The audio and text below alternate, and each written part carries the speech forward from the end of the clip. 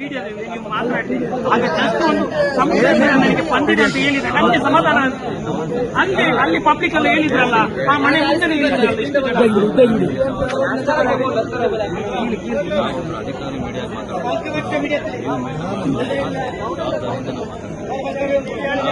ಮಾಡಲ್ಲ ಏನಾದ್ರು ಕೆಲಸ ಅಂತ ಹೇಳಿದ್ರೆ ಹೇಳ್ಬಿಡಿ.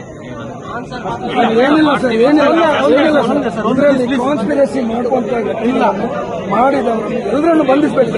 ಅದು ಭರತ್ ಗುಂಡೆಯಲ್ಲಿರಲಿ ಅಥವಾ ಯಾರು ಪಂಪೆಯಲ್ಲಿರಲಿ ಶರಣಗಳು ಯಾರು ಬೇಕಾದ್ರೂ ಅವರಿಗೆ ಅಚ್ಚೆಲ್ಲ ಆಗ್ತಾ ಉಂಟು.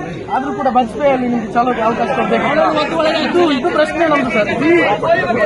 ಭಾಷೆ ಗೊತ್ತಿಲ್ಲದಿದ್ರೆ ಕಾರ್ಯಕ್ರಮದ ಅವಕಾಶ ಹೇಗೆ ಆಯ್ತು?